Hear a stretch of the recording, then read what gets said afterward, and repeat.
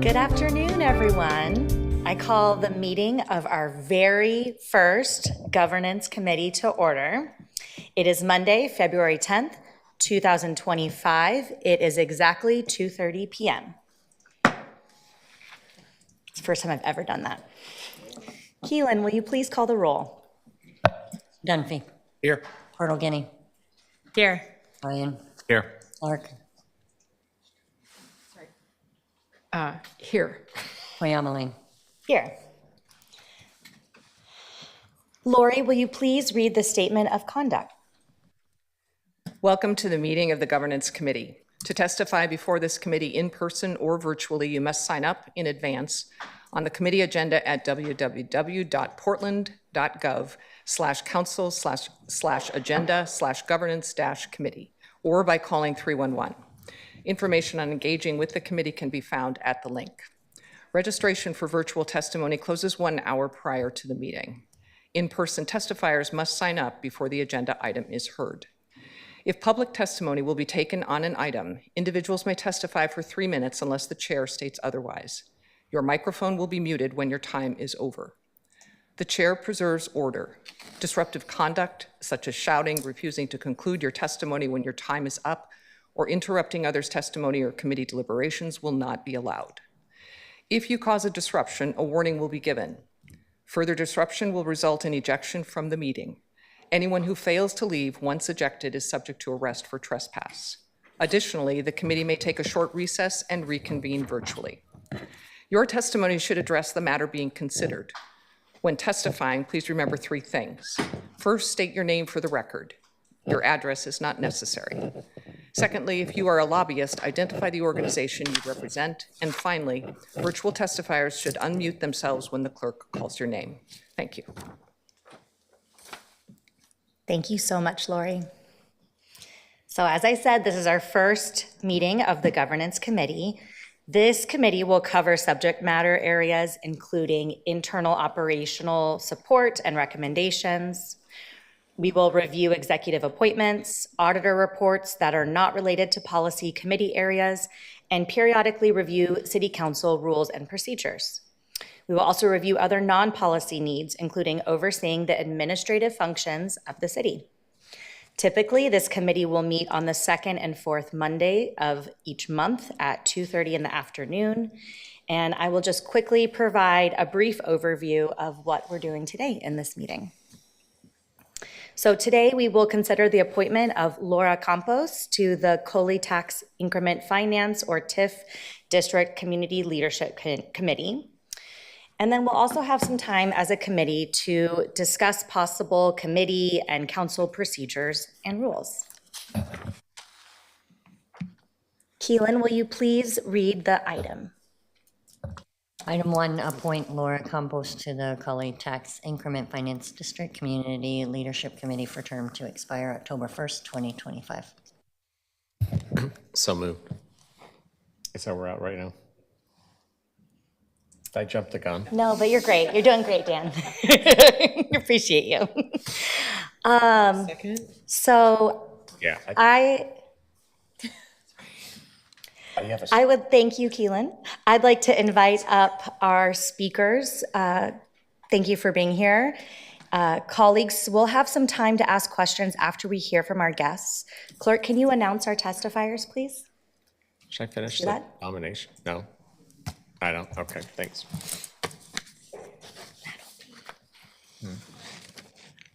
Give me that part. Thanks. Good afternoon. I don't think this is on yet. Green is good. There we go. Good afternoon. I'm Helmi Hisserick, Director at the Portland Housing Bureau, and I'm joined today by Jessica Connor, who's a senior member of PHB's Policy and Planning team. And she's also our lead with the COLI TIF District formation.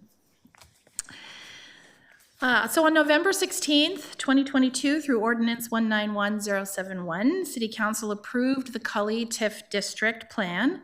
The plan includes a community governance charter that articulates a community leadership committee and their responsibilities, which are namely to advise the City of Portland and Prosper Portland staff mayor, city administrator, city council, and the Prosper Portland Board of Commissioners on the implementation of the TIF plan by providing guidance, public recommendations, and oversight of the city and Prosper Portland's implementation of the TIF plan.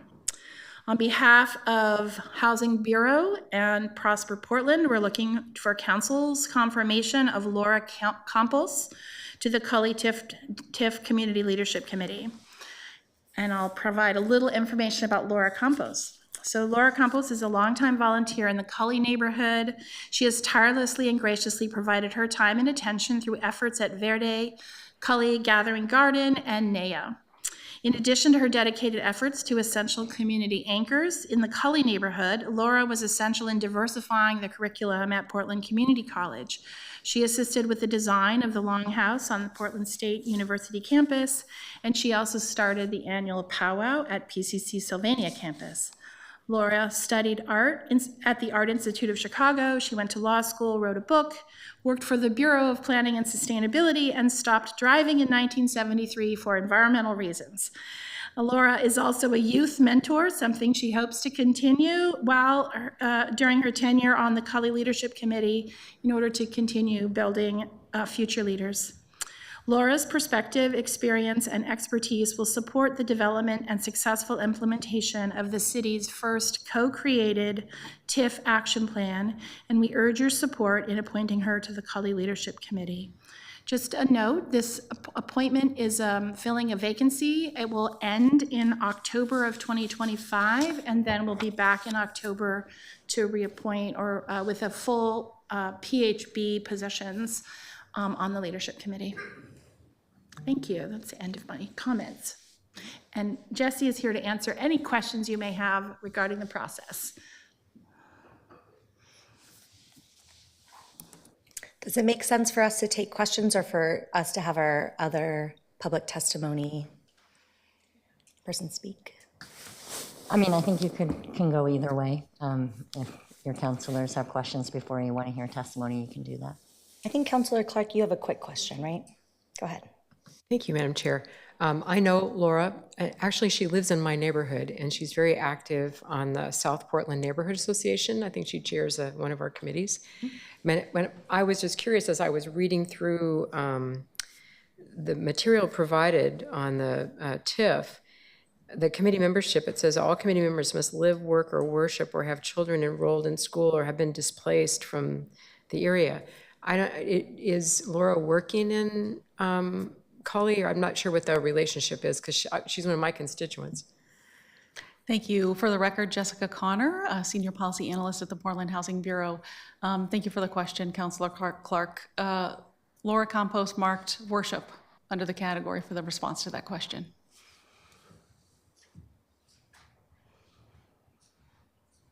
Councilors, do you have any other questions at this point? No. President Pertogini? I just want to clarify, you said something about leading the TIF district. Is she being appointed to a leadership role beyond that of all of the directors of the TIF district, or is this into one of the standard director roles within the TIF district? It's part of the Community Leadership Committee. I believe it's the standard. It's not a co-chair. Okay, not a co-chair, but a committee member. Perfect. Correct. Thank you.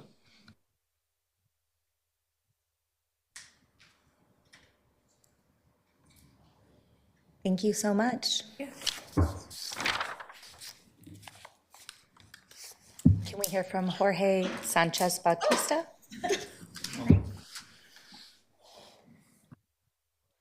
Taking your seat, Jesse. Hello, first time being up here. For the record, my name is Jorge Sanchez Bautista. I am coming here as a citizen, but I also serve as the co-chair of the Cully TIF. I already forgot it. Cully TIF CLC, short for tax increment financing. So yeah, I'm just here to simply say to please recommend this nomination to the full council. I have had been able to had an interaction with Laura, and she seems really nice and seems really passionate. And as Councilor Clark has mentioned, she doesn't live in Cully, but she has expressed interest to returning work and providing work back to Cully, even though she doesn't live in the area. And something that's really remarkable for folks having moved away from the neighborhood, but still passionate and still wanting to be involved in the community. Yeah, to keep it short for you. Thank you. Thank you so much, Jorge. Thank you, colleagues, for your questions. Thank you, presenters. Councilor Ryan, do you have a motion now? I do. I jumped the gun earlier, but now it's time. Madam Chair, I move the appointment of Laura Campos to the Coley Tax Increment Finance District Community Leadership Committee. That's a mouthful. For a term to expire October 1st, 2025, be sent to the full council with the recommendation that the appointment be confirmed. Second.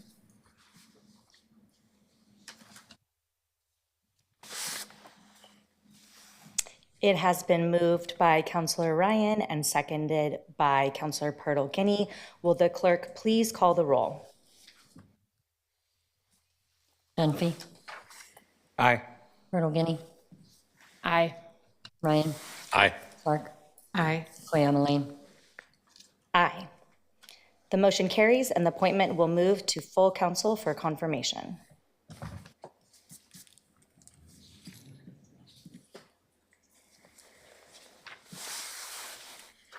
All right, we're doing great.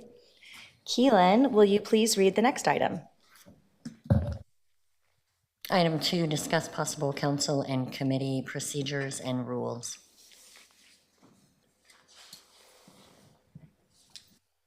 Okay, so now it's time for us to create this new form of government and do this work that you all know I'm super dedicated to and very excited about.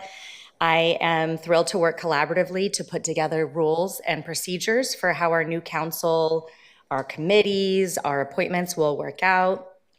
For example, we need to create an internal procedure for exactly how appointments to boards and committees are made. We kind of just modeled that. We have work to do in regards to developing our formal rules around the path an ordinance takes from creation to final vote at council. We have a whole lot of work ahead of us to get there, but we'll go step by step together, and I really have full confidence in this committee here, in this group, that we're going to be able to do this collaboratively. So colleagues, to get us started, we have two pieces to look at, two pieces of support materials, which are also available online and printed out for you. So let's start with the draft resolution, whose purpose is stated as create an internal procedure around the appointment of Portlanders to city boards, commissions, and committees. President Purtle Guinea, you had a hand in drafting this. Would you like to say a bit about it before we open up a discussion? Absolutely. Thank you, Vice President Koyama Lane and Chair Koyama Lane. One of the things that is different now for us from the past form of government is that we don't have a hand in working with bureaus to bring forward folks who we are appointing to boards and committees within the city who oversee the work that our bureaus do. And in the past, commissioners worked with their bureaus, sometimes talked to people before they were brought to full council. And so it was easy for council to move those names forward quickly. We need in our new form of government, an oversight function for this council in moving those names forward to appointment. And the recommendation that you have before you is that nominees from the mayor, these generally come from the mayor, of Portlanders to serve on our boards and committees at the city come to this committee for review before being recommended to the full council for appointment. And the reason they would come to this committee is so that there is a common place where we can have some oversight around whether we have positive trends or perhaps negative trends, appointments all coming from a certain area, or appointments that aren't taking into account the diversity of committees or of community members who are affected by decisions. We would then have the responsibility of making sure that the leadership from specific policy area committees were also getting a view into those appointments, especially those high-profile ones around certain policies, making sure that our chair or individual members who sit on those policy committees are able to bring forward any positive or negative comments about those appointees, and then we would move them, of course, to full council for consideration.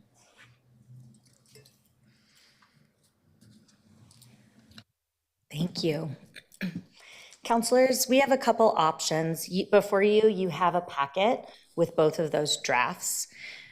I'm wondering if you would like the draft read aloud, if you would like a moment to read through the draft, or if you're comfortable with just jumping right into the discussion.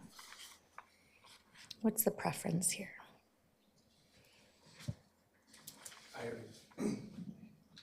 Well, I read the homework before you gave it, so. Oh, Yeah, so A+. I'm ready to jump in if we need to, but No shame if you'd like it read aloud, or you'd like a moment. When was this posted on the? Very recently, in the last couple hours. All right, so I think we should just read it then, in case someone's watching and they're wondering what we're talking about. Yeah. And unlike Jamie, I haven't probably done as much homework, so you get the gold star. Counselor? Great. I'm happy to read the first draft resolution. For ours, it has the little star at the top. Okay. So the purpose is to create an internal procedure around the appointment of Portlanders to city boards, commissions, and committees. Whereas previously, commissioners reviewed the appointments of Portlanders to boards and committees associated with their bureaus, and therefore the council voted on confirmations on the consent agenda. But nominees are now reviewed and recommended solely by the executive branch. Councilors should conduct their own review and nominated appointees before confirming the appointments of Portlanders to these important boards and commissions. Having a single space to review all nominees allows for council to monitor trends in appointments like background and experience of nominees. As appointments to boards and committees facilitate the general working of the city administration, the committee overseeing the governance and operations of the city is the appropriate place for such a review to occur.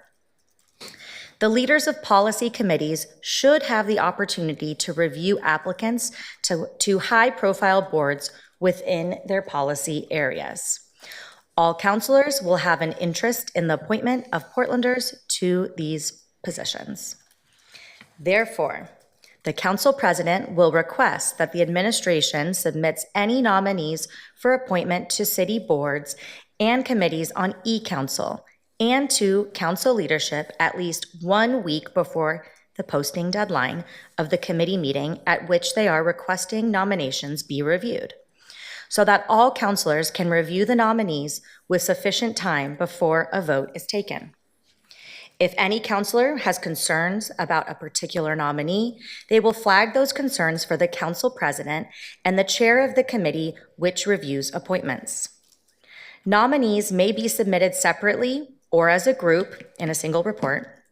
Nominees for confirmation will be reviewed by the governance committee, or if there is not a governance committee, the committee which oversees governance and operations of the city, and any nominee may be asked to come before the governance committee to share their interest in serving, either in person or virtually. The committee will determine whether a nominee needs to appear before the committee. Nominees who the governance committee believe council should confirm may be moved forward in a single resolution or report, but the committee may also remove nominees from the original resolution or report and move them forward in separate resolutions or reports. These separate resolutions or reports do not need to be individually posted to committee and debated. The initial group posting suffices for posting requirements. The rules will be updated to reflect this.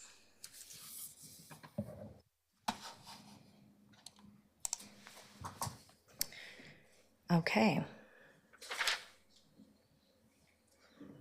Now we have some time for discussion. And Councillor Clark, would you like to start? Thank you, Madam Chair. Just a couple of questions. So on the first bullet under therefore, at least 1 week before the posting deadline of the committee meeting, is this the subject committees or operations committee? I think do you mean the subject committees? Like transportation and infrastructure, or it's not clear to me. The posting deadline is the same for all committees. So essentially, this would give us an extra week to review these so that we have time to do any research, look over resumes, things like that, beyond just the regular posting deadline, which sometimes only gives us a few days. Okay, I'm not sure I follow. So the nomination goes to, let's say if it's in the something for PBOT, it would go to the Transportation Committee first and then here, or not? Okay, so it's posted and the subject committees have to affirmatively reach out to Operations Committee. Is that the way it works? After you review them? Two separate things. The first bullet has to do with the mayor posting in our system these names, which gives us the heads up that they're coming. And this would say that there are normal posting requirements, which is that we need to have things turned in the Tuesday before a committee meeting. And this would request, because we can't force it, but would request that the administration submit those a week prior to that so that we have sufficient time to do our background research. Okay. Separately is a conversation about the interface between policy committee and governance. And I think that's the piece that you may be asking Okay, about. so let's say that it gets posted, it gets turned in and posted by Tuesday noon. Does that mean, I'm sorry, I'm having such a hard time with this. Does that mean that it goes, that's a week before the substantive committee meeting or the operations committee meeting?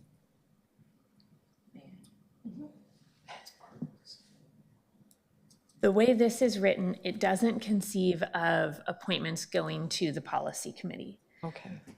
Trying to find the balance between nimbleness and having a process that's easy for the public to follow and know where to go to see that folks are being appointed to committees, but also make sure that we have the policy expertise. We would have things posted in a way that all counselors could see them.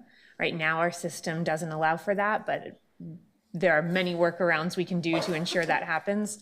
We would have things posted in a way that all council members could see them, so that, for example, I'll take somebody who's not here right now. Councillor Avalos, chair of our housing and homelessness, our homelessness and housing committee, would be able to see there's a list of appointees. Here's a couple that have to do with my policy area. I want to look at those also. But the appointments, the approval of appointments to recommend to send to full council would run through this committee, not the policy committee. Okay, I think I understand now, but the onus then is on the policy committee to be paying attention all the time to that list, to whatever gets posted. So it's really on the policy committee to be paying attention. Nobody's going to alert the policy committee that somebody's coming up. I would hope that the chair and vice chair of our governance committee might be able to work out between them, notifying the chairs of the relevant policy committees. That would be lovely. I would really appreciate that. I might have one other question, but I can wait if somebody else wants to go. Oh, well, quickly. Bullet number 4, or last bullet. Is that consented? Do we still use a consent agenda for these, or will we be using a consent agenda? I'd like to call on you. You can call on me, but I think if you nod, we understand that too. For those watching who may not see the nod depending on the camera angle, our chair has nodded at me to take this one. This does not, it does not create a standard on where it would come, but it certainly could come on the consent agenda if the majority of counselors would support that. Well, I certainly would advise that we have a consent agenda. I don't really understand at this point the volume of names that may come through, but if we have to stop and have a discussion and vote on every one, it might get tedious. But if we have the right to pull them off, then great. But I'd like to see a consent agenda. I might recommend that if we move names as a single list, as a single report, that report go to consent agenda, but that if there are any names that we as a committee feel need to be pulled out of that single report, those move outside of the consent agenda, because that likely signals that there needs to be more conversation about them. Exactly. I think that's the way it's normally done. Do we need to say anything about consent agenda in this resolution? Or add anything? We could, and I just want to clarify or just highlight for folks that this is a discussion, this is exactly what it's supposed to be, a conversation about a draft that could then be formally submitted and voted on in the future. We're not voting on this today, we're more, wanting to hear feedback from the whole group. Okay, thank you so much. Thank you, Counselor. Counselor Dunphy. Yeah, thank you. So actually, it would be my preference that any nominee who is advanced from this committee hearing does go directly to the consent agenda, and I would like to codify that specifically, just to make that the norm, because I think that if we have any sort of hearings in the general council about a nominee, that is an exceptional amount of time for the amount of people that we are going to be confirming for things. However, it does make, I'm wondering if there isn't I'm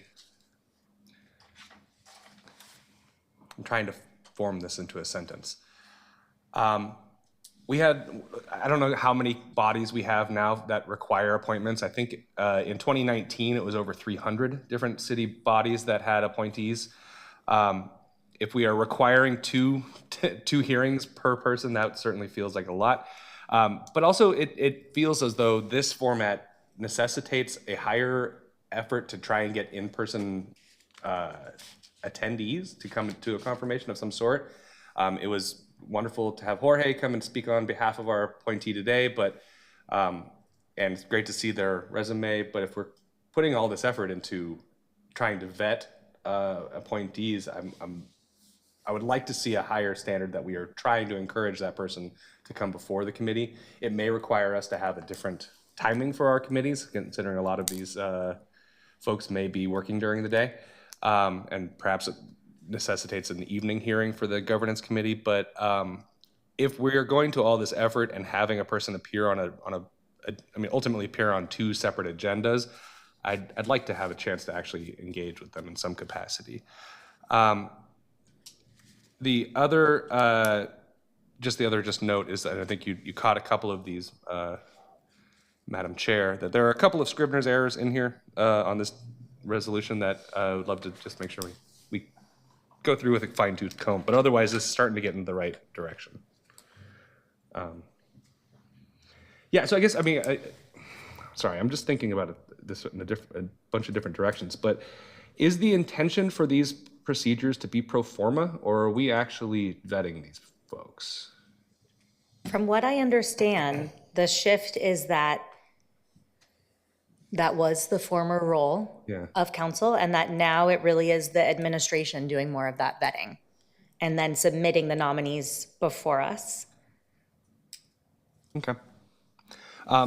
Is there any concern, I guess this is not necessarily one answer that we can have specifically, but is there a concern that the procedures and the timing that we have from our committee schedules to full council hearings we're basically creating an additional full step, which is at least an additional week compared to the old system? Is there a concern about that delay causing work, a delay in work that these folks are going to be doing? I'm wondering if Annie Von Berg would be interested in coming up and helping us think through this a little bit, respond.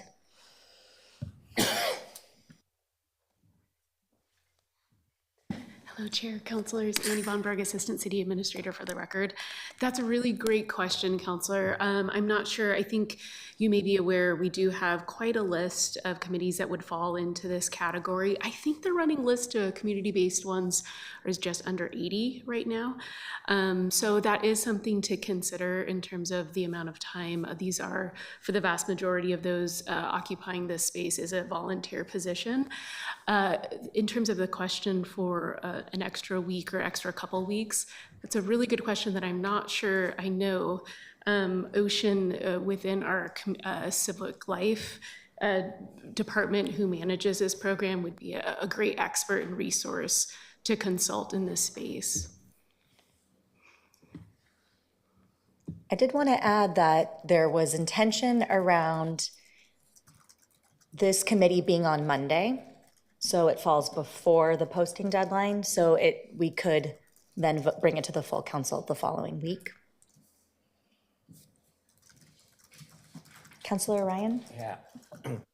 Thank you, Chair. So we're going to be doing some wordsmithing because I think we got this like at 1. So here we are. We're discussing it now. It didn't come up last week when we were prepping. So we get to watch a public meeting. How exciting! We were wordsmithing a resolution. First, I just have to check the first bullet because it's not factual, and therefore the council voted on confirmations on the consent agenda. Sometimes we did, sometimes we didn't. There were a lot of confirmations that were not on consent agenda. They were an item, and it was really bureau by bureau. So I just don't think we should have that in there. So I think if we just took off on the consent agenda, that would make it accurate. The second to last bullet in the whereas, I see there's language that's a bit editorial-like. It says review applicants to high-profile boards. Who distinguishes what's a high-profile board and what's not? And then that will lead me into another, hopefully, discussion, but I think the one that we really need to have. So I'll look at the people who probably drafted this. Tell me what you were thinking when you said high-profile. Councilor Purtle-Guinea?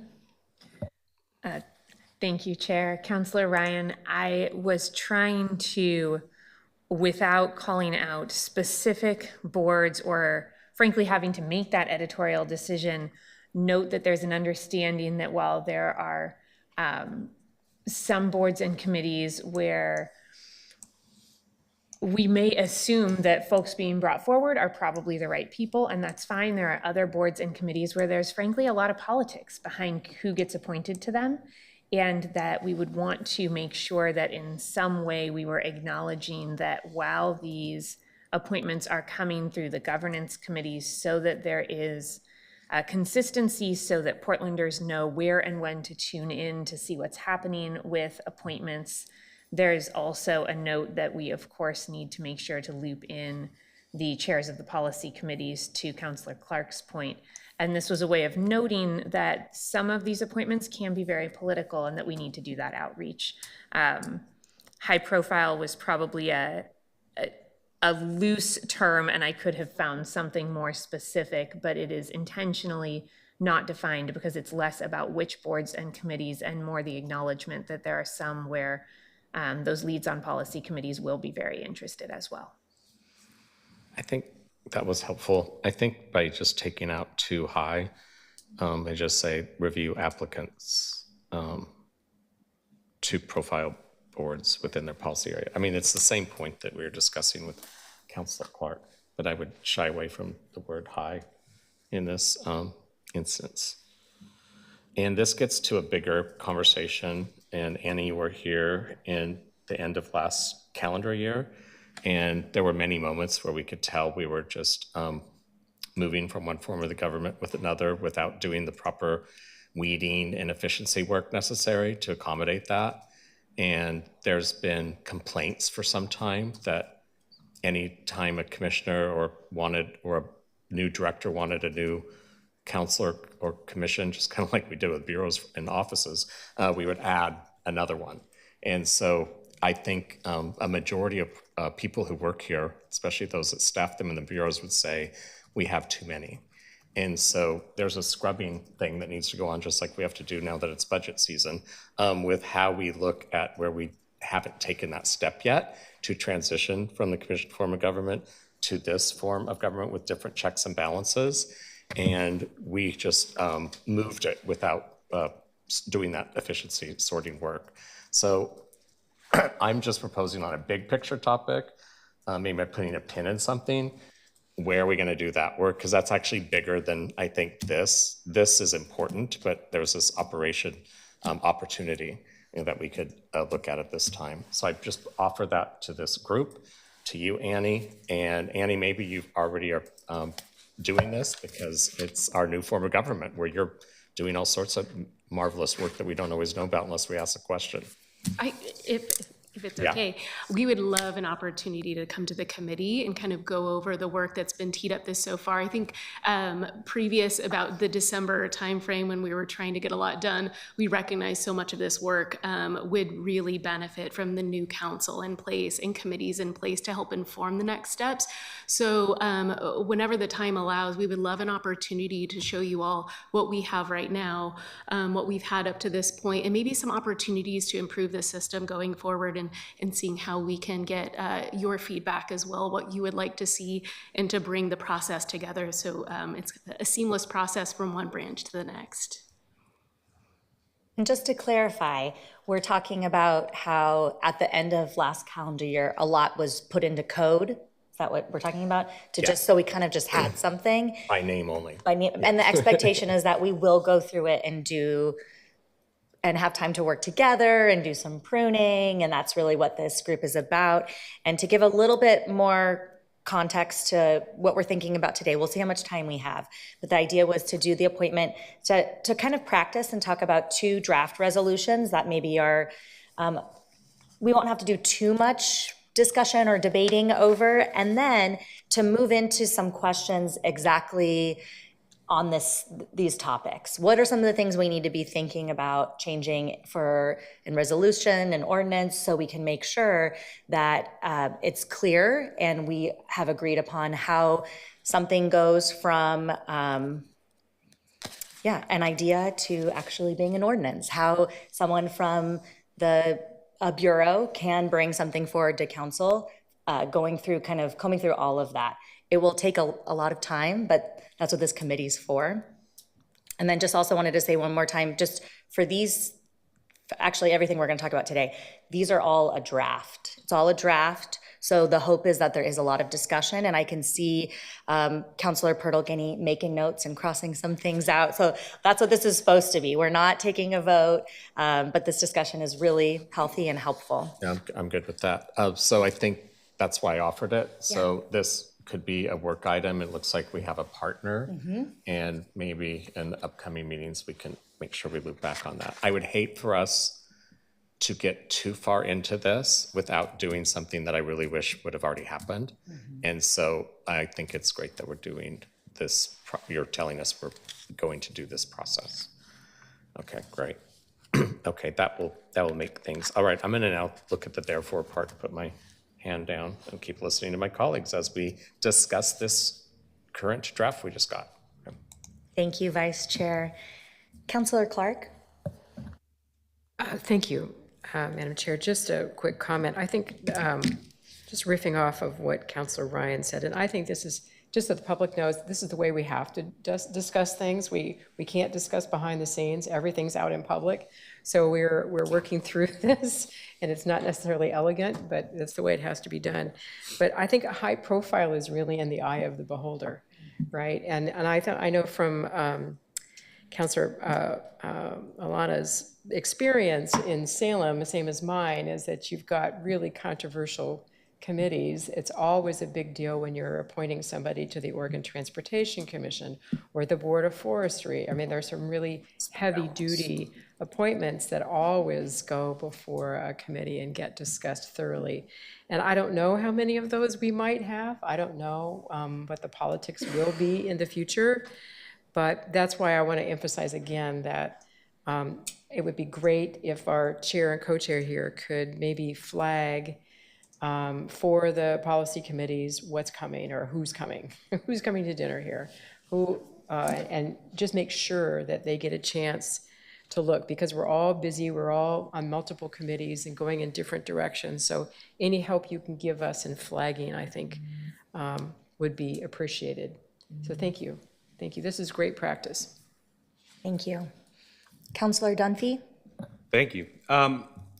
Again, riffing off of Councilor Ryan, what he was specifically saying, I have watched as the city council in the past have wasted an enormous amount of volunteer people's time by approving these bodies, bringing them together to do good work, and then disregarding the result. Actually, Councilor Ryan, you specifically on the government oversight, you fought for some of the very specific things that the GTAC brought forward and the staff recommended against your colleagues. That was an enormous amount of waste of time, and it's a disrespect to, in my opinion, to the volunteers who are trying to make our city better. So I'm interested in finding ways of institutionalizing the work that we're doing and only seating committees that actually will be informing the work. I cannot, I believe that we are building a system right now that is going to be better suited to being able to actually hear reports from outside bodies, to take testimony, to take recommendations from the auditor, for example. I'm interested in thinking about that from a structural standpoint, that if we're going to have 80 community-based boards, that those folks have their time recognized and respected, and that whatever that report comes into, there's always certain things that elected officials will muckle with, but thinking about what that structural set, and then from the same side of it, not having boards that we're going to ignore.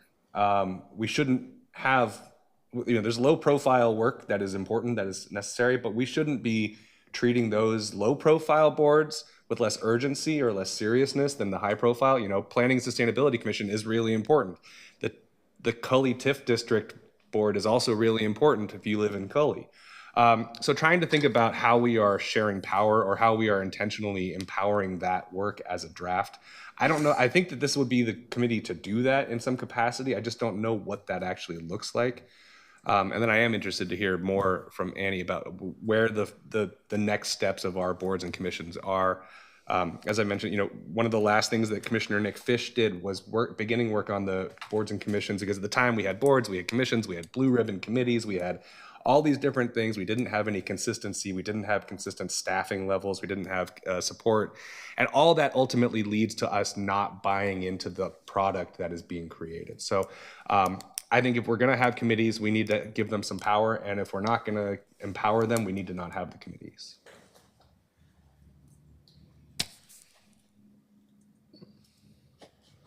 Vice Chair Ryan?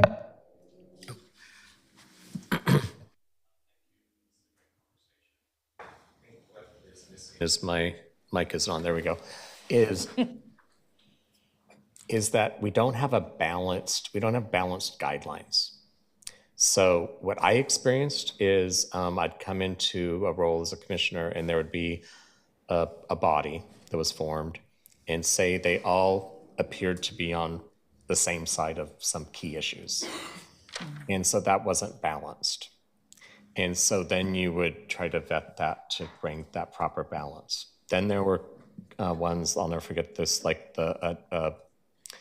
what's it called now? It has a different name now, but it used to be called, Development Services. And it was all one demographic.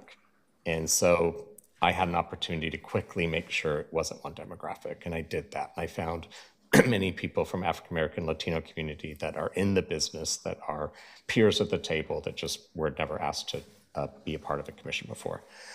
So, those were good days at the office, right? But then there were others where I would find there was just one point of view on something, and then I'd try to get new people on the committee, and they're like, I don't feel welcomed at this commission. Well, that's too bad, because they're discussing things that you have a lot of interest in. And I'm giving you this very candid description to say that I think that, I do think we have too many. I don't think anyone's going to push back on that. But I also think over the years, we've had a lack of proper balance and guidelines on how to do that. So it's a host of things, but one would be skill sets. And they often would look at those issues. Any of us that have run organizations, that have boards, put so much effort into who you nominate to make sure you have that intelligent, creative balance. And I don't think over the years and years of the city, we lost sight of that. And so they became more of a political reaction to get something built. And then often that culture would stay intact. And then that is why sometimes there would be, I'm just going to say, sometimes it was smart to not go along with recommendations when things were completely out of balance. So I loved it. In the last couple of years, we started to see more split decisions come from planning. And that was, I was told that was more controversial, but what I experienced was a more balanced government. There should be tension on tough issues, and it was great that there finally was. And so I think we did a really good job in my experience the last couple of years trying to get more of that balance. Yeah. So it makes sense that we're going into layers beyond this, but what's behind this resolution and what kind of work we have to go through to actually improve the conditions. And Annie, you're going to be such a great partner to work with, because I know that you have been listening to your colleagues on this topic for some time. And it really is timely to do this sooner than later, because this is staff time, and with $100 million, let's just say there's a $100 million deficit, and it's a time for an opportunity to look for efficiencies. This would be a really golden. It's really ripe fruit right below us. Yeah.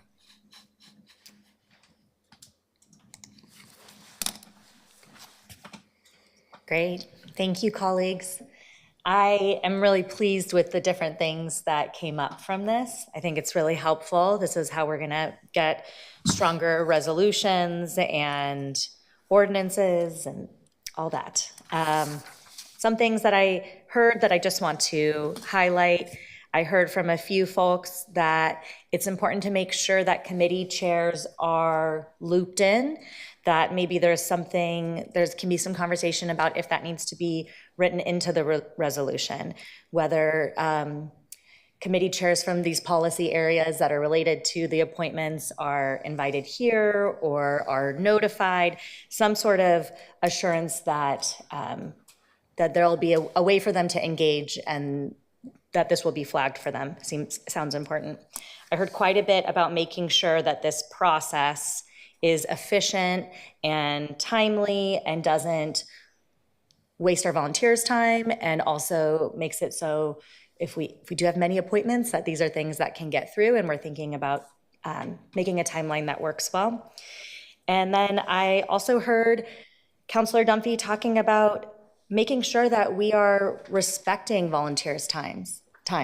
I agree with that. That's the most valuable thing. It's a thing you can't get back. And if we are having folks volunteer their time to do to help us with work, that it actually is something that can be used and is valued. I am writing a note that we can come back to that and think about how can we talk about that in this committee and maybe actually putting that into rules or making it so I'm thinking, President Pertolgini has done this with me a few times, but it's ordinance and code, and then level below is resolution and rules, and then we're also talking about a few different areas, but thinking about where that could fit. So yeah, this discussion is helpful. I think it will inform us in creating a more formal resolution that we can actually put through e-council in a future meeting. All right. Yeah, go ahead. No, thank you, Chair. That was such a great summary. Since you're here, Annie, I just wanted to add, we didn't talk about geography, I don't think, but now that we have the district form of government, if you will, community, that geographic representation will be a new lens to look at. So I think what I'll be looking for when we meet again, working with them, is just the guidelines, whether it's skill sets, culture, background, life experience, geography, so that we have it more of a rubric, if you will, with more symmetry going forward. It did feel like you had to just quickly find people that could fill those roles. And I know that that's always going to be a part of this, but I think having some more guidelines is what I'm obviously most attached to here, to get that balance.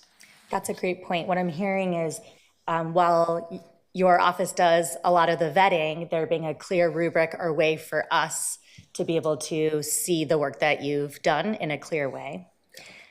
Councillor Purtle-Guinea. I'd like to go back to something that Councillor Dunphy brought up, because there was a point that you made, Councillor, that I had been thinking about when I first offered to put together some notes for us to consider today, that I didn't include because I wasn't sure if there would be support or not. And I'm a little bit curious about the rest of our colleagues' thoughts on that. And that is the idea that somebody would appear before this committee when they are being nominated for appointment, and whether we want to require that, whether we want to leave open the door so maybe it's not required for everybody, but we could choose to require folks to appear, whether we want to not require but invite folks to appear, or in the resolution and in the rules that we put together for ourselves, stay silent on that, but have the opportunity to do something there in the future. And I'm just curious if that's a topic that other folks have strong opinions about or not. Councillor Clark, did you want to answer that? Well, I don't really have a strong opinion, I guess. I think we should offer people the choice. However, I think that if we do notify policy committee chairs, and there is a concern, that we certainly can do that, but I don't think it's a have to or must. But there has to be maybe some qualifier on there. I'd just add that. Councillor Dunphy. Well, I will say it is my strong my strong preference that the person would appear. Certainly not a requirement, and maybe it becomes more of a cultural norm or expectation that the person is invited, is explicitly invited, and is available to be attending virtually. And to that end, we will be, we would need to be extremely disciplined in our time to make sure that, if we say the person's hearing is at 3 o'clock, at 3 o'clock we are logging in and letting them speak until 3:15. I do think it's important to be able to have folks show up, and I think again also that maybe means some additional flexibility for our timing for this. And if that person is unable, perhaps a statement or a written recorded message, or we learned with COVID that there's a lot of ways we can communicate with each other without being in person. But if we're appointing someone to a board, it's an important position. If it weren't important, we wouldn't be appointing them. And so I think that requires a little bit of perhaps scheduling inconvenience, but a little bit of extra follow through for that person to come here and tell us why they think they're the best person to come do it. Vice Chair Ryan? Yeah, I would just add on to Councillor Dunphy's comments, ditto. And also, it's just a better practice, but I don't think it should be in writing in case someone's like sick or there's some reason. And so it's not like we're bound by things that we're writing in here detailed. But I think we should create a culture that has that as a better practice. Most of the times in former role, I would always meet with them, knowing that the staff at the Bureau did the vetting. My questions were always, how does this nominee is additive to the group? What skill set and life perspective are they bringing to the table that's missing? And is it a deficit of your group at the moment? And so I'll always be looking at that when it's about appointments, back to why I'm attached to this rubric, so we could just formalize that in this process. Yeah. I just wanted to ask Councilor Ryan a question. Are you saying don't address it at all in the resolution? Don't address attendance? I've always been in this type of, I always think broad in policy and more detailed in administrative practices. And so I think the practice should be definitely that we have a better practice that includes connecting with them during that journey, especially the person from the policy committee that might have the most interaction with, say, the planning commission is always a good one to mention. The Police Accountability Commission, if you're in public safety. So there's those, I didn't want to say it, higher profile commissions. I think that practice is a little bit more organic. But my point is, if you put something that's detailed in here, and then you're trying to just get someone through, and it's taken maybe a month longer than they already wish, and they just happen to be like out that day when we have a Wednesday council meeting or we have one of these meetings. I just would hate to make us follow that literally as much as have it be a practice that we create. Councillor Pertle-Guinea? Perhaps we could include language explicitly stating that nominees would be invited to address the committee. And then from there, we can create the practice that there's an expectation that folks do appear before committee except in unusual circumstances like that, without having to bind ourselves to something in writing that would delay things.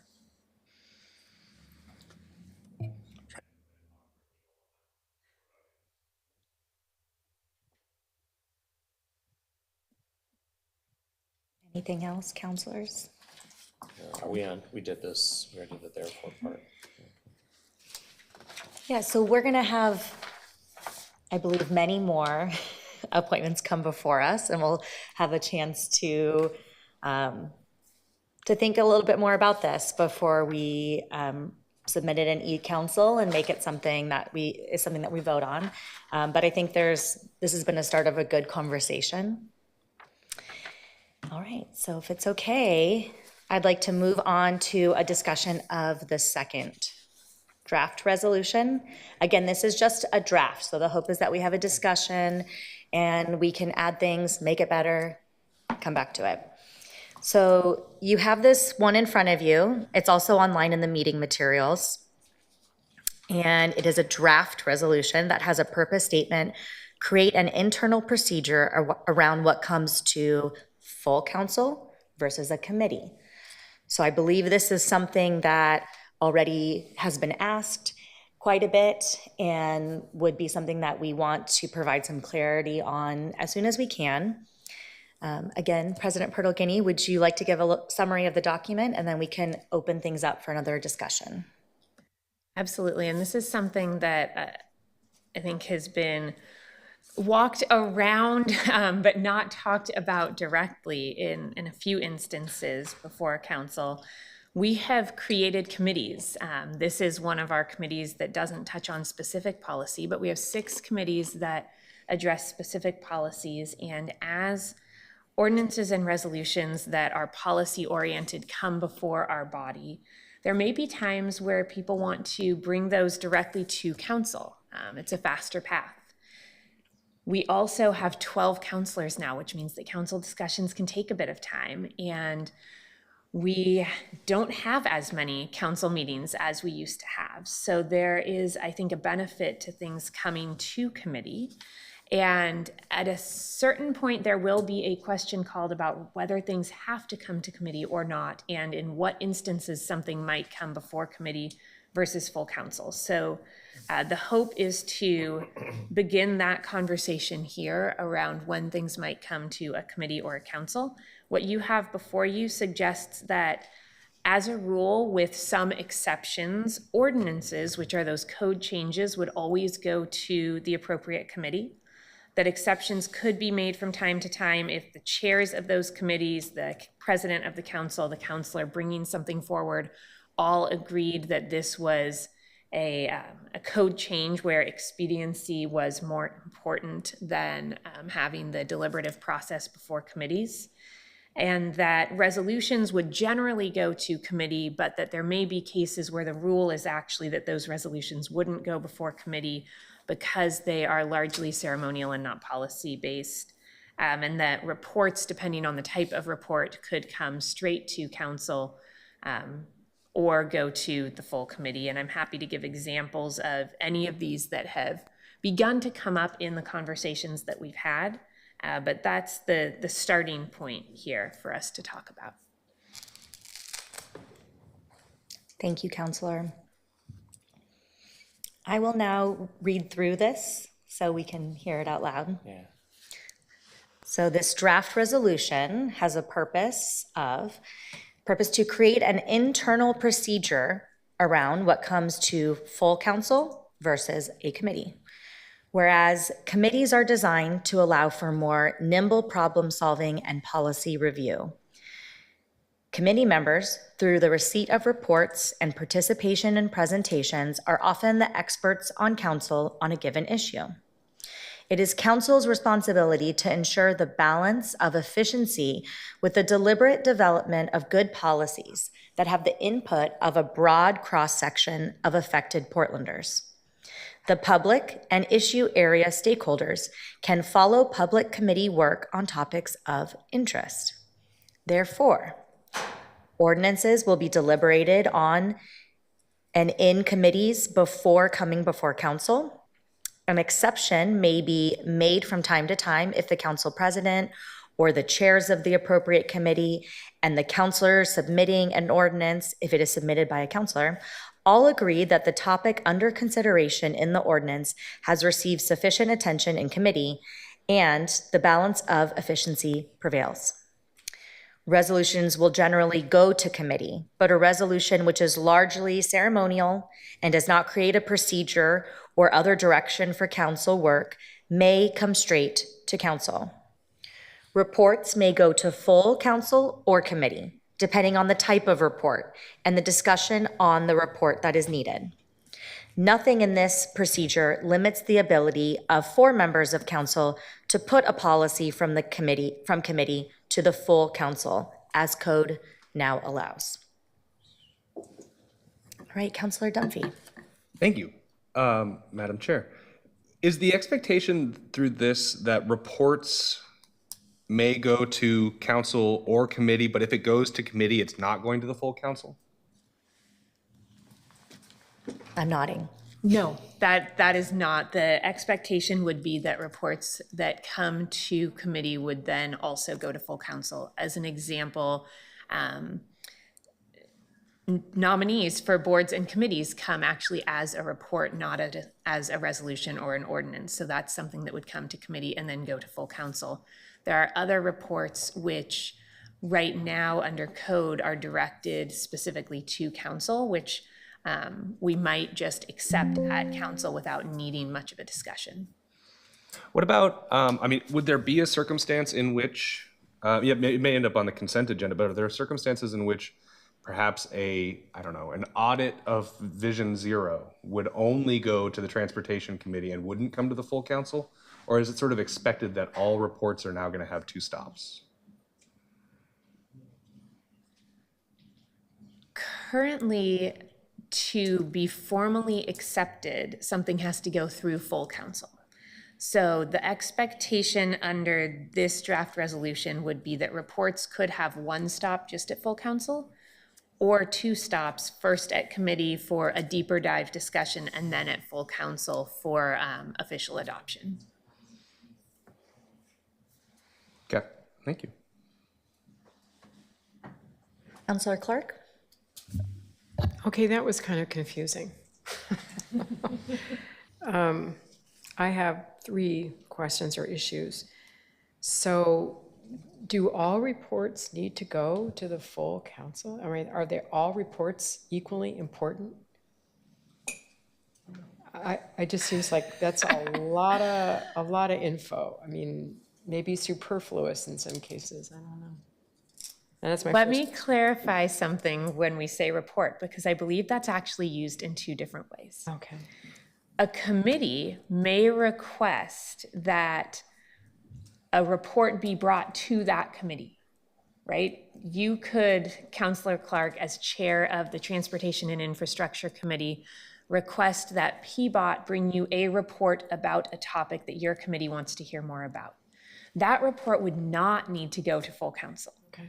However, there are places in code where it says a report on X will be brought to council, or where it doesn't say a report, but it merely says that council as a whole will have authority, I'll use today's example, to confirm nomination to boards and committees, and that happens to come to us as a report.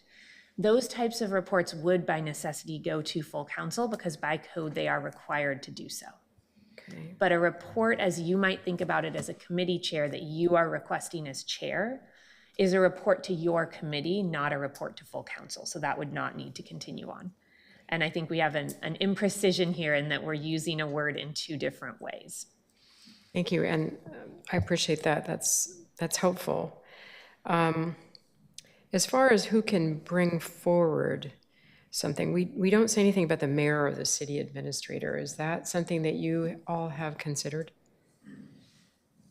The mayor and city administrator can bring forward things as an ordinance, a resolution, or also submit reports. I believe that this resolution is neutral around who brings it forward, except wherein it says that an exception could be made if the council president and the chairs of the appropriate committee and the counselor all agree that something needs to come straight to council. I attempted to write this in such a way that if something were submitted by the mayor or the city administrator, then the council president and chairs of the relevant committees would need to agree. But because there was no introducing counselor, there would only be those two people, or three if there are co-chairs, that would need to agree, as opposed to that third, or if there's co-chairs, fourth person. But I believe this could apply no matter who brings forward an item. Okay, we might want to chew on that a little bit and just consider if we should call them out, the different branch of government. And last question is just, have you consulted with the city attorney on these resolutions? These are all here in draft form to get a sense of what policy direction we want to go. And once this committee has made a decision about policy direction, these will run through the clerk and city attorney's office before they come back as a formal resolution to consider and vote on. Thank you. Process issue. Thank you so much. Vice Chair Ryan? Yes. This is fun. I'm enjoying this. It's so fun to be building policy in a draft is this televised right now? Probably. Oh, no, okay. Hello, those watching at home. You must really love public policy. Yeah, or this is one of your best sleep aids, exactly. I have a few things. Create an internal procedure around what comes to full council versus a committee. I don't know if it's a versus thing, but that's just a question. And maybe it's an and, that's all.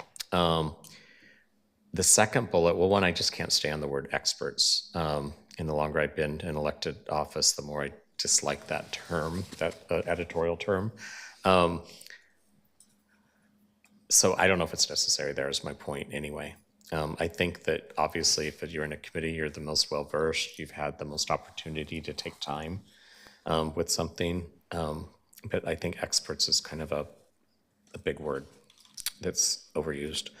The third one, it gets a little bit definitely at Councillor Clark's statements that I do think we have to take a pause on how we include mayor and the admin and staff in general, because they're just not on here. So when we said input of a broad cross-section of affected Portlanders, well, some who are affected are definitely city staff. So I would hope that something we're discussing that gets into that would impact the operations of a said bureau, that they would have a chance, because they would be impacted by that. Is that the gist of maybe what you were trying to get at there? Are you referring to the last bullet in the whereases? No, I'm the second to last one. Input of a broad cross-section. Of affected Portlanders? Yeah, and I could assume those Portlanders could include city staff. I certainly wouldn't preclude that, and as we've seen already, when we hear input, we often hear from staff and from the public testifying about an issue. I don't think that would change. Okay, maybe we consider that. So again, draft, we're just doing some rifting here on this hot draft that we just got. This is fun. Now I'm in the therefores. I think the second one starts to get at what you're also talking about. Is that when you mentioned it, Councillor Clark? Yeah.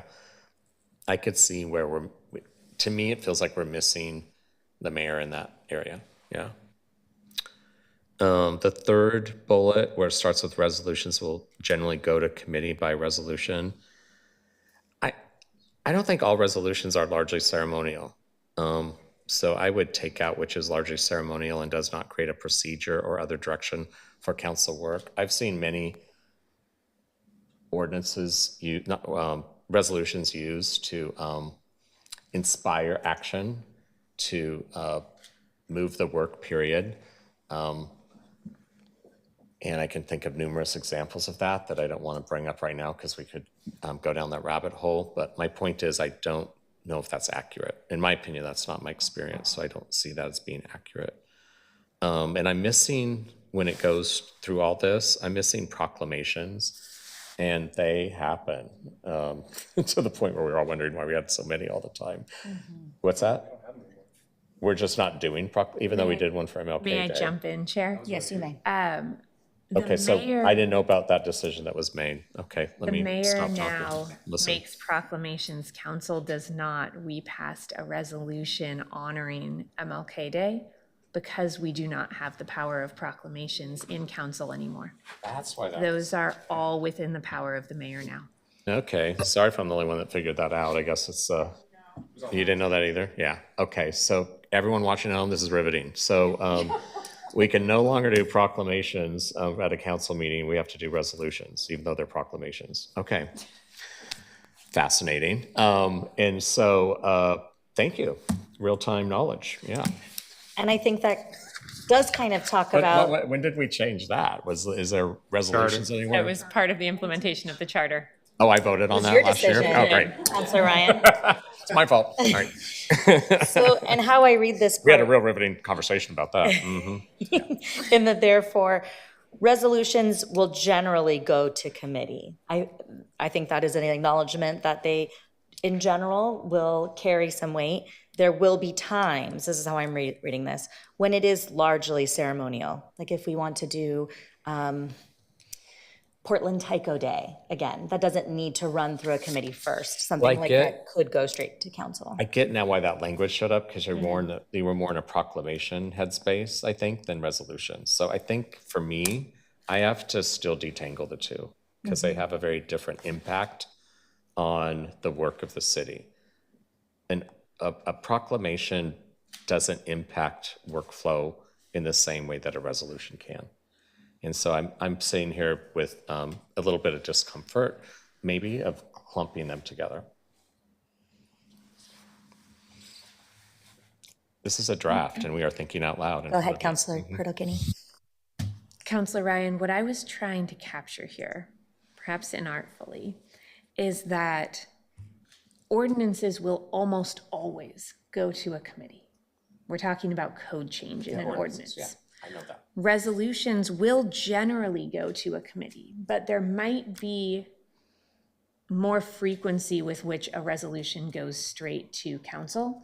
And I was trying to capture that difference here by saying that resolutions could be more ceremonial as opposed to directing policy. And when that's the case, those resolutions could go straight to council without going through a committee, while still noting that a resolution that is largely about creating procedure or direction that is more policy oriented should still run through a policy committee, just like an ordinance would.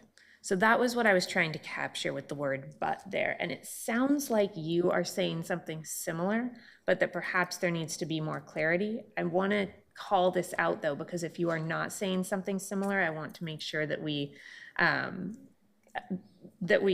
of pull on the differences there a little bit so that we can understand where we need to land.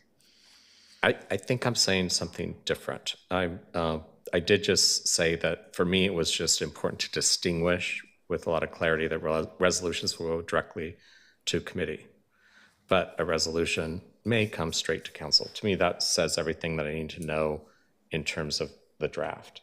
I wouldn't go into I just wouldn't go into the editorial of what that might be like, because they really do run the gamut at times.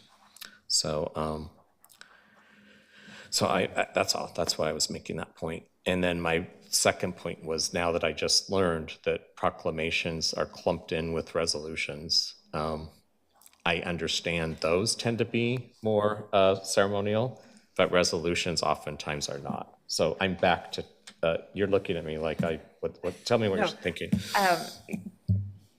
Chair Quayle-Mullane, if I may. Yes. Counselor Ryan, the reason that I just emoted a lot with my face is that we specifically do not have the authority to pass proclamations, and we should not consider resolutions a stand-in for proclamations. If we were to do that, we would end up duplicating a lot of work with the executive branch at a time when I think we're trying to better understand the lines between the work that the mayor does and that council does. We did, around MLK Day, pass a resolution that may have sounded like a traditional proclamation, but I wouldn't want to suggest to the public listening that council does proclamation-like work through resolutions on a regular basis. I don't think that that's a path we want to go down for a variety of reasons. So I just want to make sure that we No, I'm learning in real time. clarify that for the public. Yeah, me and maybe two other people in the public is checking this out right now. So I'm good with this clarification. I do think that I might not be the only one that doesn't know that on this council, because we all went, all of it. So we just needed to know that. And so let me ask you a real-time question. So in real time, you have people that will reach out to you to say, it's this day coming up, will you please do a proclamation? And so is our next step then to connect with the mayor's office and pass it on and to them? It certainly is. Okay, now I know. I'm glad there's a staffer in here because I've screwed up on a recent email around that. Thanks. Thank you, Vice Chair Ryan. Sure. For the record, there's always at least 2 people watching because my mom and dad watch every single one. I'm serious, they do. Well, that's. Can I just quickly address? I do think it will last, yeah. Can I just address Councilor Ryan really quickly? And it's sort of a little more informal here since we're just really having a conversation. I was thinking, well, there must be another word for proclamation that we could sneak around, but never mind. But I think that your idea of the council sends a message to the mayor. Maybe we want the mayor to make a proclamation or want to point something out. We should consider that. I don't know that we need language for that. I don't know, but I think that's a really interesting concept. I was so beyond editing this at that point. I was just trying to figure out how to do my job, this new job. Yeah, and I didn't realize that. Now I know. Yeah, I didn't want to belabor it, but I don't see adding this now that I know what's up.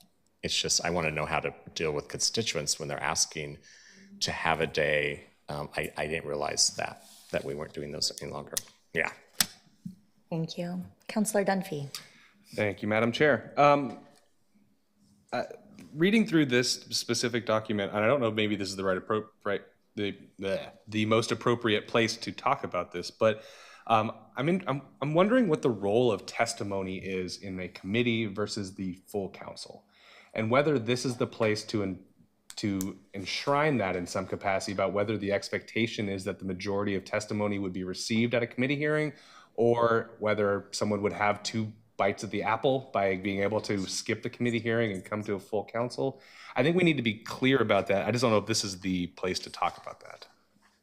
Actually, I do think this is the place to talk about that. I'm going to say that.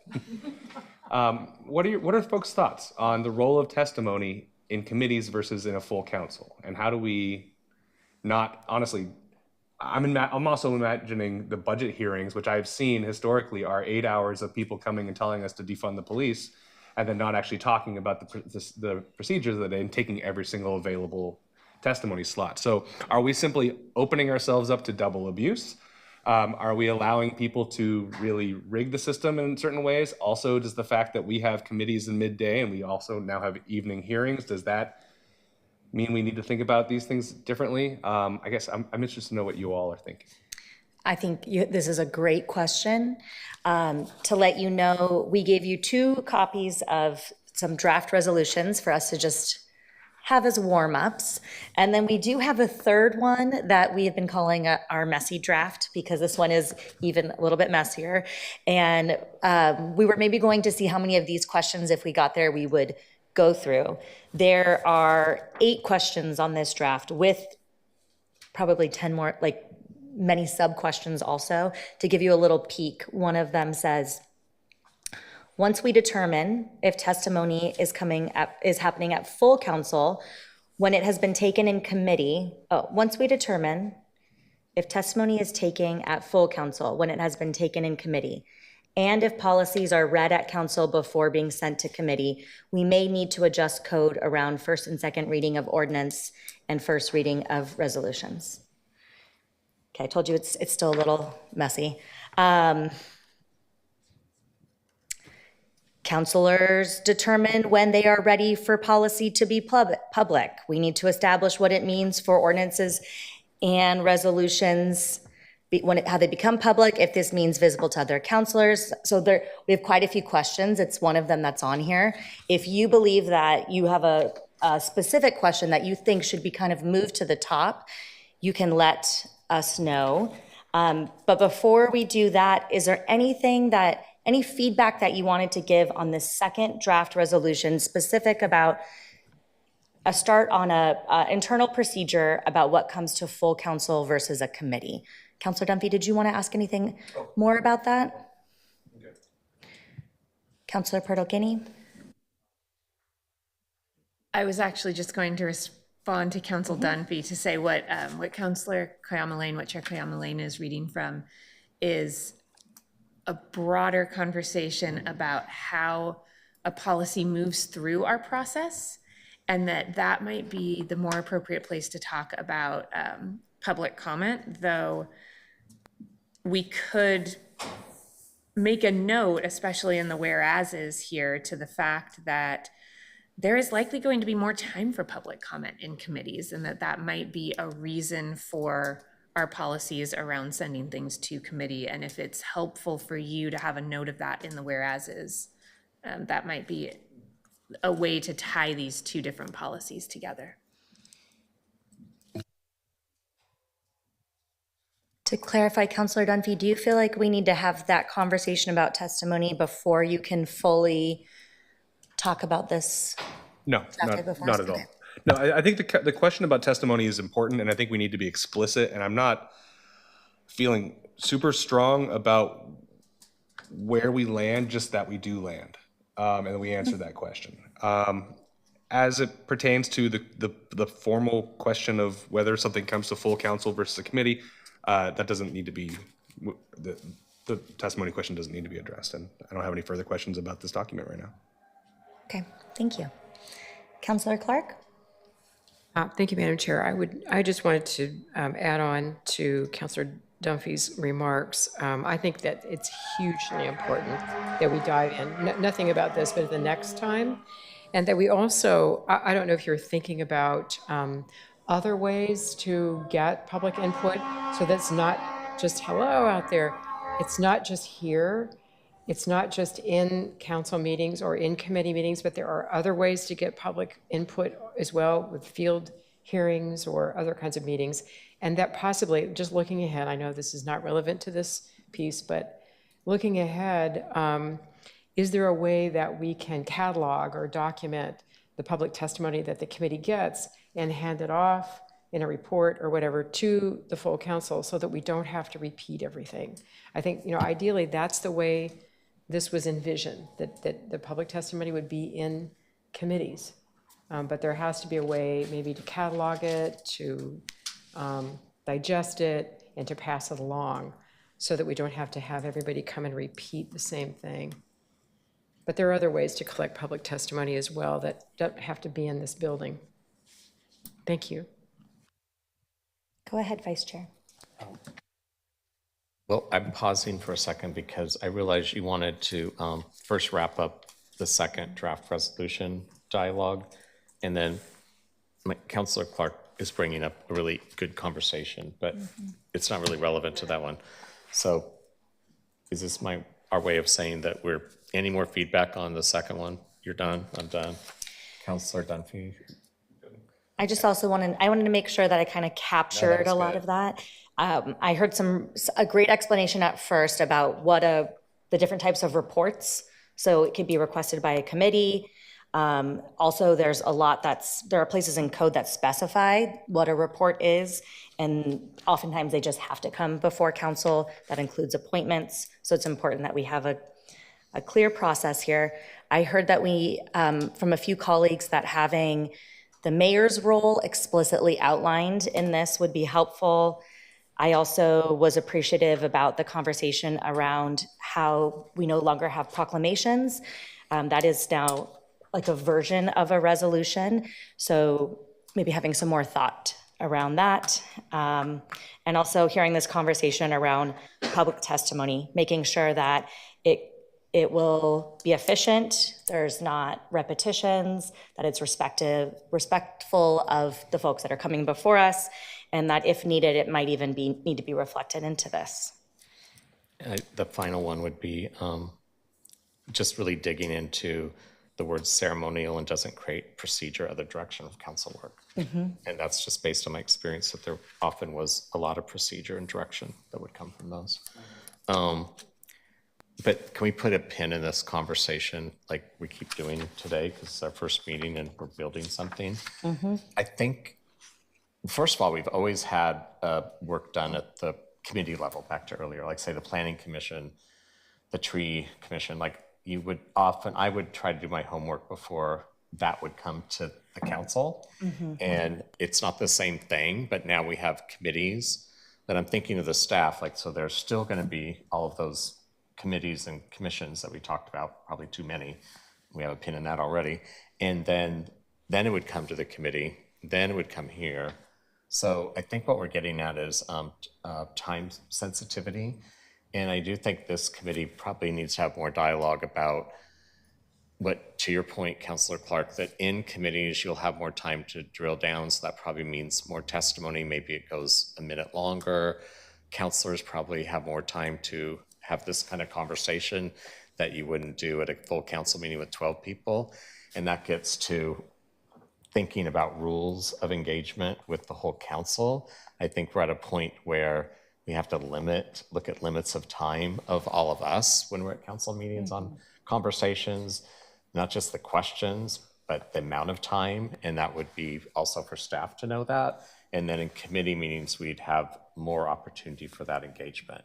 So when the council president says we only have 2 minutes from the public today in a council meeting, that would maybe trigger something where we as a body have less minutes as well on a topic. So I think it gets to that time management issue that all of us are probably thinking about, especially when we went home really late that one night. So yeah, wanted to make sure I put a pin in what you brought up. Thank you, Councilor Clark. Councilor Clark? Can I just add one more thing to that? That as you were speaking, Councilor Ryan, I'm just thinking is how do the policy committees, after they've done a lot of intake, a lot of churn, a lot of discussion, come up with something, what other ways do we have to convey that to the full council so that the entire group of the other 9 or however many, how we can inform them, work with them before something comes to the full council? You know, whether it's one-on-ones or whatever it is, because time is precious and we talk a lot and we have a lot to say. So the more we can do individually or whatever when we have something coming out of a policy committee would be good. Just another pin on a future conversation. Wonderful. I'm taking notes on all the pins here. So it seems like on that first draft resolution, folks, correct me if I'm wrong, seemed ready for President Pirtle-Guinea and I to maybe make something a bit more, making a formal resolution. Are we at that place for this second one as well, that we should move forward with your feedback, come back to you with a formal resolution? Or is this something we should talk more about at a further meeting? Let's try it. Okay, great. Let's take a stab at it. Come, bring it back. I think you've gotten some good feedback. You've reflected it back to us. Really appreciate it. Just a lot of hard work. I can see there's a lot of work that went into this, and really appreciate it. Yeah. Did you want to add something? Yeah, I agree. I think this was great to have our first conversation today, and I think it's also great that we did just get the draft and we're talking about it in front of everyone in a very transparent manner. I hope that when it comes back in a first reading perhaps to this committee. I hope that legal will have a chance to scrub it before we see it. So, Absolutely. okay. Thank you so much. This discussion is very helpful to the president and I, and will inform us in putting together some sort of formal resolution that we will submit via e-council so we can go over that in a future meeting. Now, I'd like us to begin considering this big question of a path that an ordinance or resolution takes. So some of these different things have already popped up. Let's keep talking about which ones we think are the most urgent. Looking at the time, we might just do one question, and that's okay. But yeah, ultimately, our committee here needs to, our job, I believe, is to co-create rules, procedures for the creation and passage of ordinances and resolutions. So then we as a bigger full council can vote on them and hopefully pass them. And so just in everyday terms, we're gonna decide and make sure it's really clear how policies get passed in this new form of government. And I believe having really clear rules and procedures will give us a clear framework. It'll also help the wider community engage in the legislative process, which is very important. So today, let's start with a prompt to have some discussion to start moving us forward closer to a former proposal. So here's question 1. It starts with a scenario. So let's discuss a scenario, which will kind of help us think through the important questions and decisions. So let's say one of us creates an ordinance and it's published and viewable on eCouncil. It's destined for a hearing in a policy committee. But first, our rules currently say that the ordinance has to pass through full council, not for a vote, but for a public notice. So we need to decide if we keep this requirement to have newly introduced ordinances be read before full council, before heading to committee. If we do keep it, that will mean at our full council meetings, we could read the ordinances and resolutions by title and which committee it's headed to. This may slow down our work, but it also leads to possibly more transparency and preparation. Do we want to err towards that, more towards speed? Err towards speed or transparency. We also need to think about our timing of posting deadlines. If an ordinance is announced at a Wednesday city council meeting, that's beyond our current Tuesday agenda deadline. So, question number 1. Councilors, what are your thoughts? What are your questions? Go ahead, Councilor Dunphy. Great. It's a great prompt. I personally, it feels like this is essentially taking the procedures in the legislature where a first reading happens by the speaker and then gets referred to a committee. I think that in terms of in the legislature, the committees are meeting multiple times a week. We're meeting every other week. I would err on the side of speed outside of transparency for the purposes of referring to a committee. I think that it's a pretty pro forma box checking exercise. If I'm introducing legislation around speed bumps, it's going to the Transportation Committee. And there will be an opportunity for the public to not only be noticed, but to weigh in. I think that we should make that as much of an administrative procedural action as possible, personally. Councilor Clark?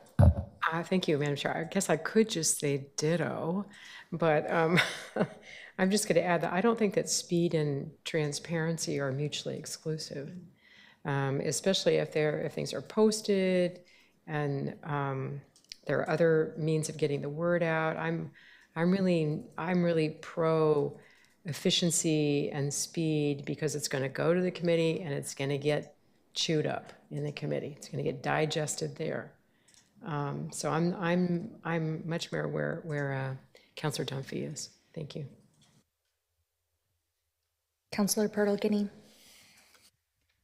I've gone back and forth on this one, and I am happy to move toward speed, but I just want to note two things. The first is we don't currently have a way to publicly post things when they are complete before they're posted on an agenda. And so if we are erring towards speed, I would ask that at some point we think about how we make sure that the public knows that there's something out there that we will be considering at some point, since chairs have a period of time right now operating under full council rules. It's 90 days before they have to put something on the agenda. And so I would just ask that that be something that we put a pin in to come back to. I would also note that if we are erring on the side of speed, we need to revisit our current rules, which do require that anything that's passed from a committee to council be directed to that committee by council, and there may be a way that we can work around that by not having to have it come to a full committee. I've had some conversations with our attorneys. We have a process in place right now that the attorneys and clerk are both comfortable with, but we might be able to come up with something more flexible. But we will need to adjust that language at some point as we move through this process. Not a reason not to move in that direction, just a note for all of us that we have a conflict right now in our code, and we can figure out how to work through that in the short term, but we probably need to fix it in the long term. Vice Chair Ryan? Yeah, thank you, Chair. I have three things to say. One is I just don't like the word speed. Tortoise won the race because they were methodical and steady and such. But I think I was confused on the original scenario. I just assumed that the chair and the vice chair, or the president and vice president of the council, would vet said topic and delegate it to a certain committee. And I didn't ever think that would be a council action to do that. So maybe, am I missing something? And so but the charter says what again? The one-page charter, yeah. There's a piece in code that says, and I'm paraphrasing because I don't have it in front of me, though perhaps our council operations staff does have it in front of her. I'm looking at her flip through things. Maybe not.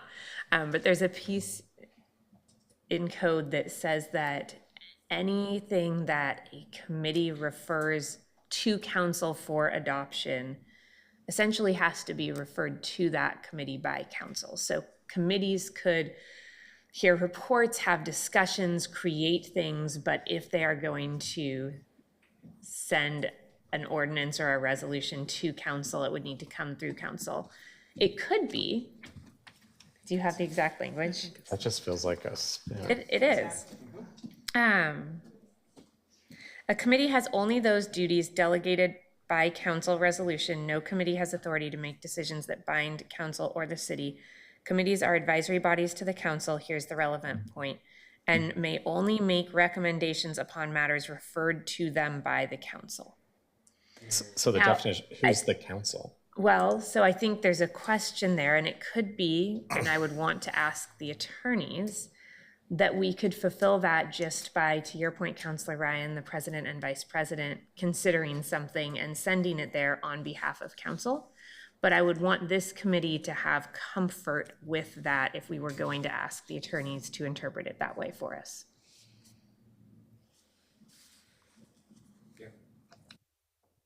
Should we check that out with the attorneys? Yeah. Okay. Yay. Yeah, otherwise, oh, wow.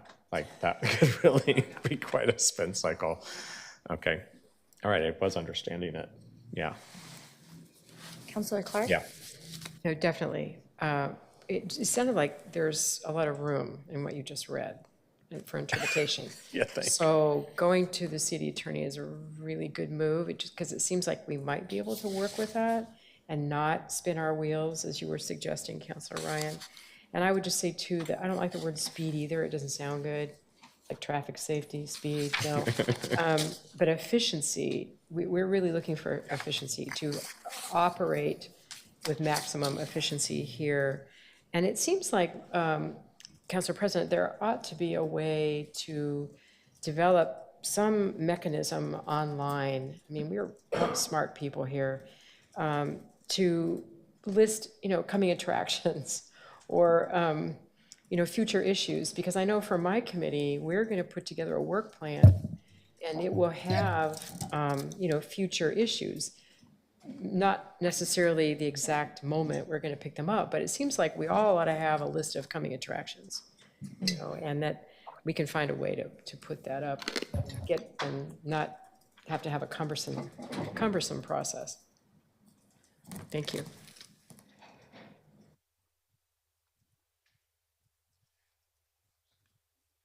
GTAC weigh in on that at all? Is there any conversation within the GTAC? I don't remember there being anything. I don't think they got into that level of weeds, but I'll turn it off.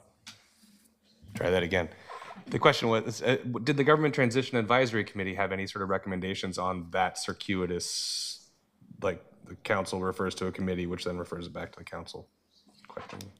I'm not sure. I think we don't know. Yeah. The circuitous path occurred when we created our rules at our first meeting.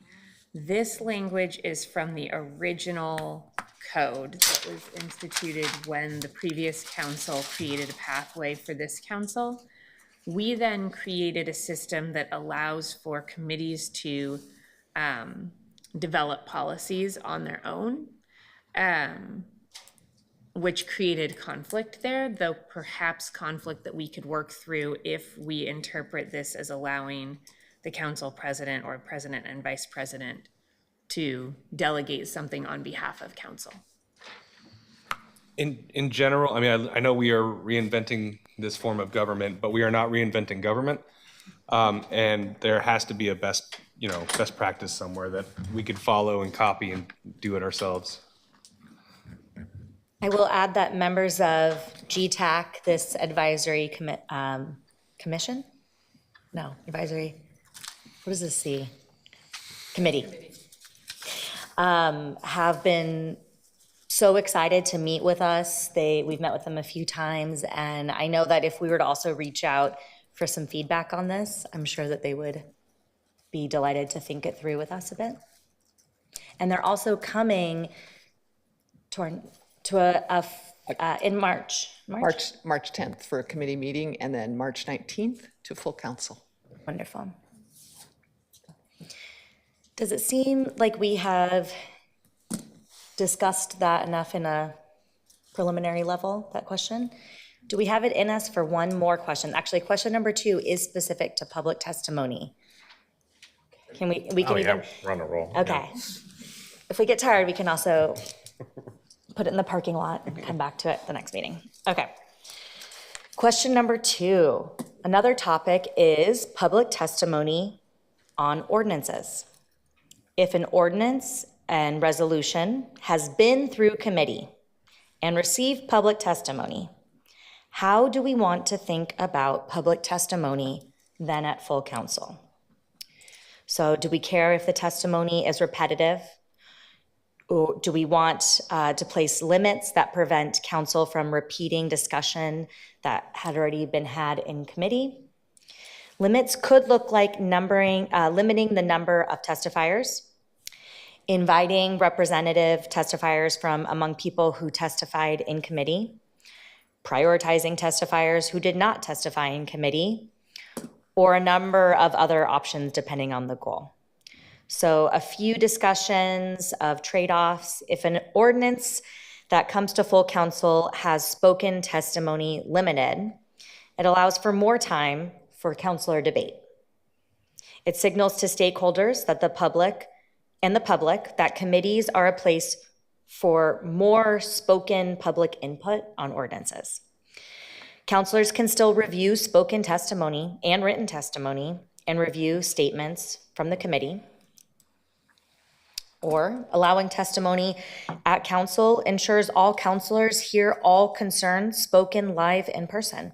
It creates more opportunity for the public to weigh in.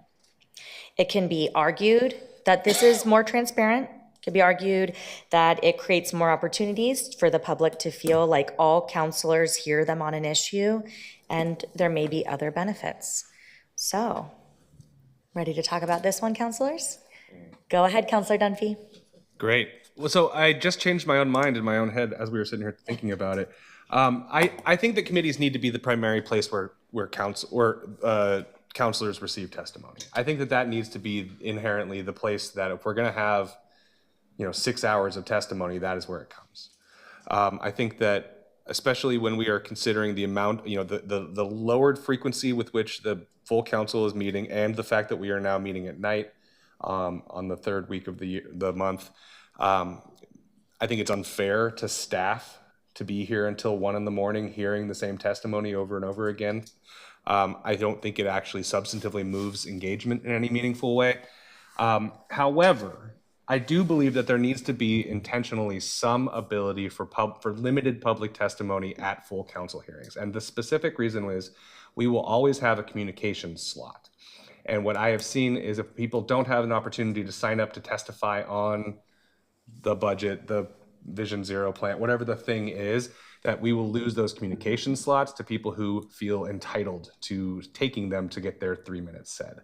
So I'm wondering if it couldn't be limited to maybe some specific invited and maybe specific slots, or a specific amount of time, 3 people per, maximum, or 5 people maximum, something like that for a full council hearing. Thank you. Counselor Clark? Thank you. There's got to be a middle path here, right? Because I still want efficiency and I want public input.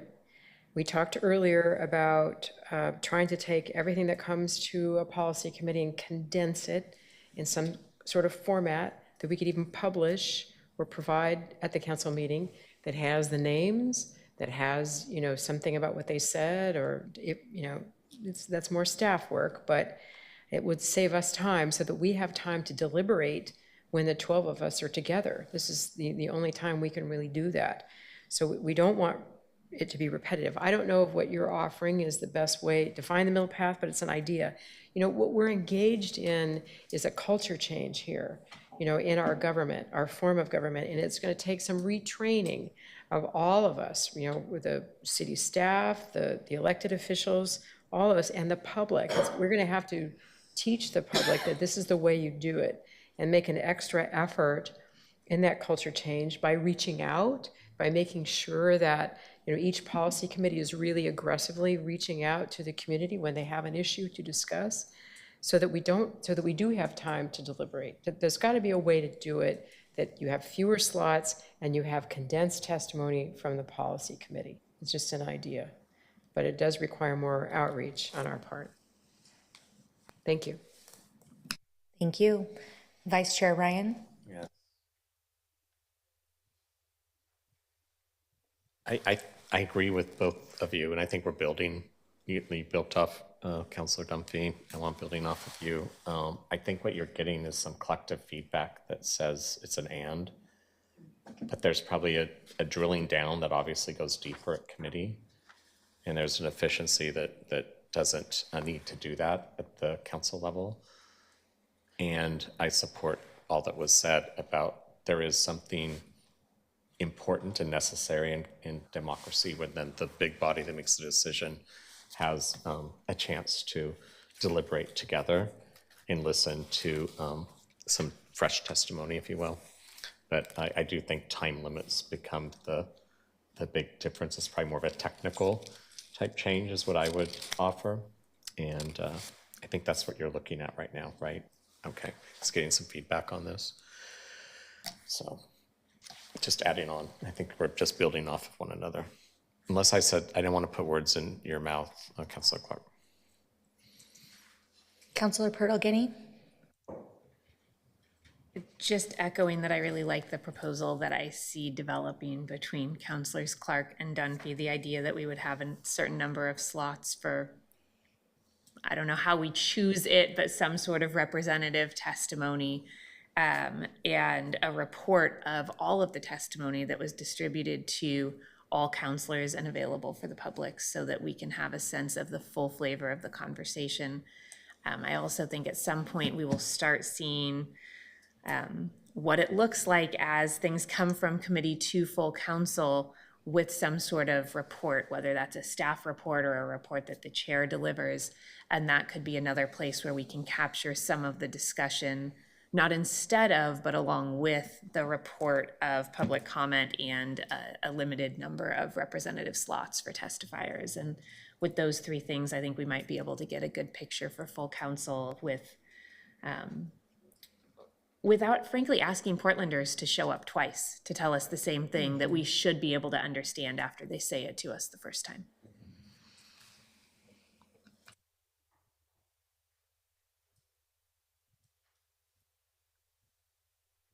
Well, I wanted to say I'm really impressed with my colleagues. I feel like there was a lot of space to have many different discussions about different topics. I think this is great. I think we're off to a good first start. With this specific question about public testimony, I hear that there's really a desire to find a balance, and that there also is an understanding that we do want a lot of work to happen in those policy committees. And what it reminds me of is some conversations we're having of trusting our leadership. I think there's a piece of that there with trusting the leadership of these committees, that they are doing a thorough job, bringing in community members, that they are sharing that information. I hear Councillor Clark really speaking a few times about making sure there's a clear way to disseminate that information so the full council can get a glimpse at all the hard work that's been done. I hear some conversations about talking about some sort of limits for if testimony is at both in the policy committee and then also at full council, and it sounds like we can talk more about that. I'll just to give a preview of some. Yeah, go ahead. Is that limit not just on those testifying, but also on us as a body? I think that's another. I would propose that. I mean, another thing. Yeah, I think that'll be another already. Question. Yeah. To bring up here. Yeah. Councillor Pelkey. Just to say, Councillor Ryan, as we talk about the various procedures that we need to establish, I think there is a point where we'll have to dig a little deeper around what our own conversations look like. Right now, the only guidance we have is that the person running a conversation in a council meeting or in a committee meeting should rearrange the order to make sure that folks who haven't yet spoken have an opportunity to, but it doesn't contemplate the amount of time folks have taken and the idea that if everybody has spoken but one person only asked one question and one asked 5 questions, maybe we bump that person who was only asked one question up in the order. I think that's a different piece that we'll need to take, but probably will be a few procedures down the line as we take on the things that will affect our immediate ability to govern ourselves first. And I appreciate how you've adapted with some of what you just mentioned in a very short period of time. I do think we have to look at some time limits on this end as well. When we impose them on the community, then we have to look in the mirror and how will we discipline ourselves, both the staff management level and at the elected level. Yeah. Councillor Clark. I just want to add that some of this is cultural, and some of us have already had conversations with our fellow counselors about the time taken to speak, but it's bigger than we are. There are cultural issues here, but we can start by just having individual conversations and try to sensitize people. Thank you. I appreciate the value placed on efficiency and sharing the microphone and space. So to give a little look ahead, Our next meeting for the Governance Committee will be on February 24th at 2:30 p.m., Monday. We'll revisit many of the topics we've discussed today. We will likely have some things that are formally submitted in e-council if we can get there. Keep an eye out for additional documents, colleagues. I'm available to meet about any of this. And without further ado, I will adjourn the meeting of the Governance Committee. Okay, done.